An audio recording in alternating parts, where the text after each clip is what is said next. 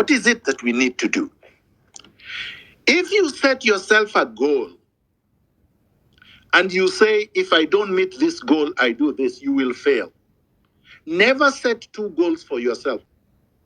So when you go to war, you must fight to win. You can, at the back of your mind, be considering, in the event that I lose, what do I do? Never articulate it publicly, because then you're setting up yourself. You've even told your enemy you are considering failure. So I would rather go to this war with only one aim in purpose, that Ruto is going. And the second aim would be, once we remove Ruto, what do we do with a state called Kenya? We transform it. Then we can now discuss the mechanics of transformation. How does this new state look like? That we can discuss. But we cannot discuss that Ruto is not going to go. What kind of war is that?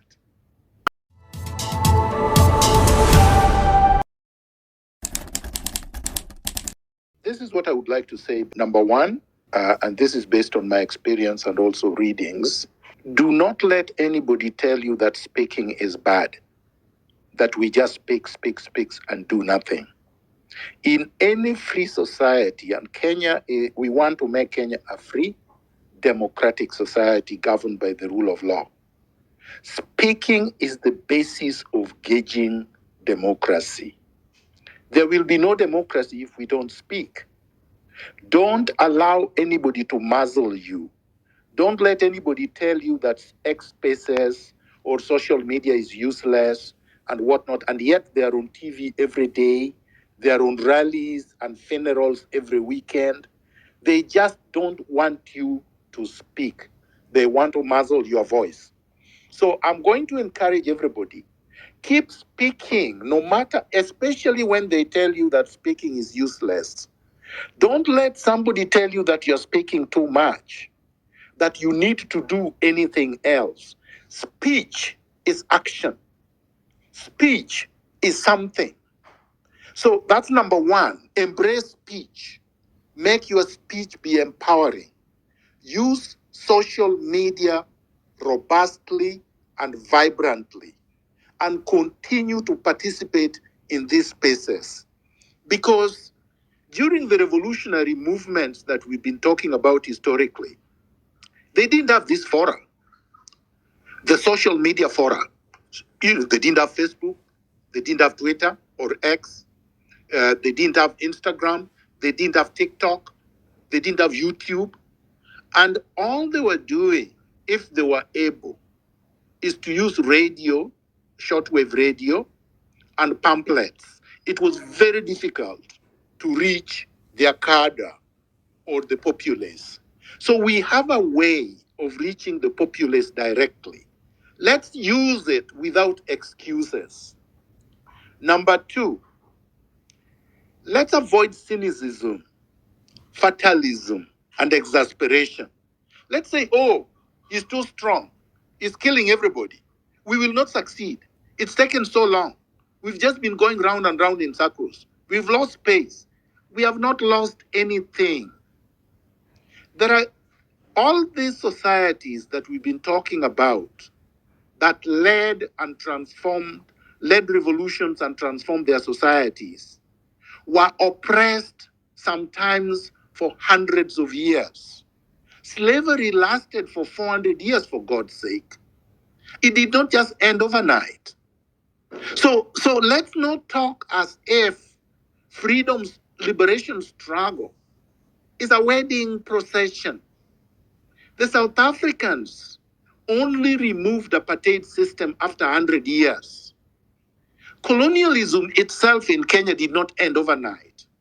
So we cannot be exasperated. We cannot be fatalistic. We cannot adopt the cynic attitude. That's number two. Number three, we cannot unite just for the sake of unity.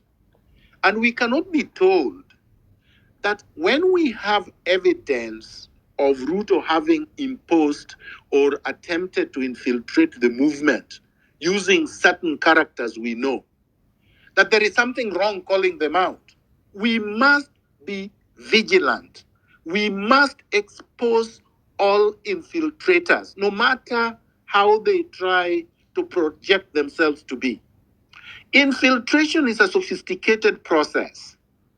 To be able to infiltrate a movement, you must pretend to be part of the movement. You must pretend very honestly to be fighting the government. For the government to pay you, they must make sure that you are good enough to be accepted by the other side. So the people they brought to infiltrate our movement are quite good. We are not saying they are not good. Otherwise, they would not have infiltrated it. But they did. And in many societies, revolutionaries are murdered by infiltrators. Sankara was killed by Kompore, whom he thought was his brother, whom he grew up with, that he started the revolution with. Who killed Malcolm X, a black man who belonged to the Nation of Islam? I mean, who killed Martin Luther King? Who has killed all the revolutionaries, if you remember? Who killed Trotsky in Mexico? Who killed Che Guevara?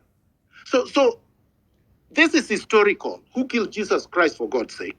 So the fact is, do not lose or be lazy or give excuses for infiltrators, because it's easy to be destroyed and to be sabotaged by an infiltrator than by Ruto.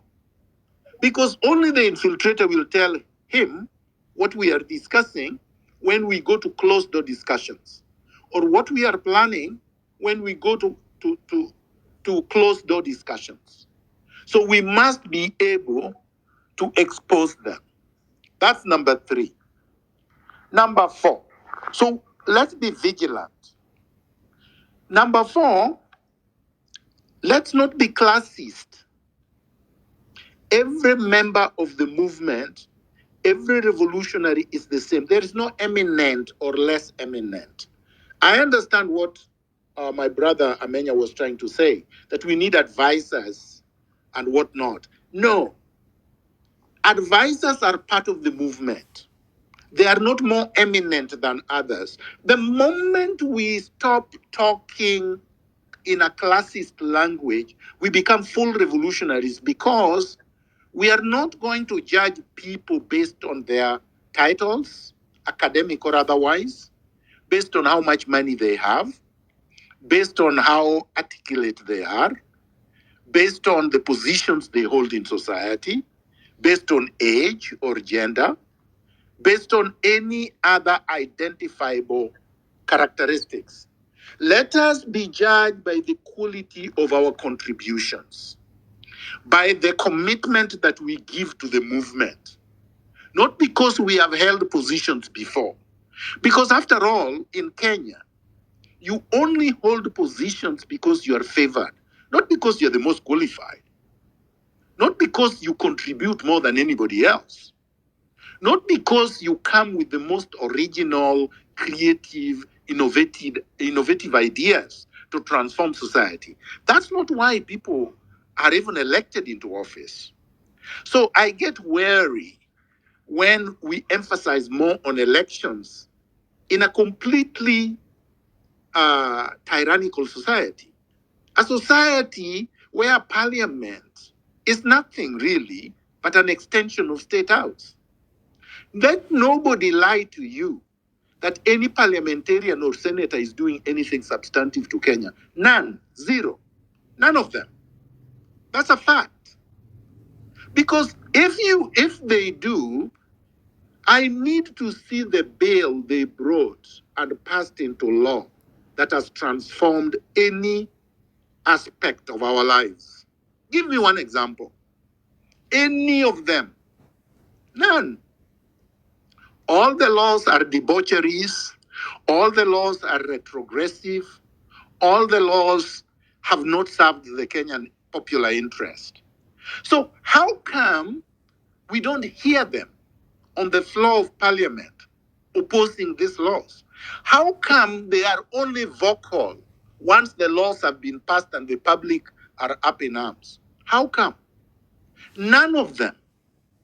How come they have not brought bills, even if they are shot down in parliament? But at least we see them arguing out these bills in parliament. How come? How come none of them opposed Finance Bill 2024 until the Genzote took to the streets? How come? So I don't want us to have any illusion about the leaders, so-called, that we have. And yes, I agree with Amenya also, it's not generational. And I think if Professor Kibuta also said, this leadership, true revolutionary leadership, is not about age. It's not about class. It's not about religion. It's not about region where you come from. It's not about gender. It has to be based on vision, the political transformative vision that you have. And lastly, what is it that we need to do? What is it that we need to do? If you set yourself a goal and you say, if I don't meet this goal, I do this, you will fail. Never set two goals for yourself. When you go to do an exam and it is a competitive exam, you are aiming to pass. If you say, if I don't pass, I will do this, you will fail. Because you have allowed your head to give you an option higher than what you should attain. So when you go to war, you must fight to win. You can, at the back of your mind, be considering, in the event that I lose, what do I do? Never articulate it publicly. Because then you're setting up yourself. You've even told your enemy you are considering failure. So your enemy knows that failure is an option for you. Your enemy will be fighting you with the aim of winning because they know you have a level at which you will surrender. But if you go to war like there is no surrender, the enemy will succumb because the enemy knows there is no retreat if they don't surrender. So I would rather go to this war with only one aim in purpose, that Ruto is going. And the second aim would be, once we remove Ruto, what do we do with the state called Kenya? We transform it. Then we can now discuss the mechanics of transformation. How does this new state look like? That we can discuss. But we cannot discuss that Ruto is not going to go. What kind of war is that?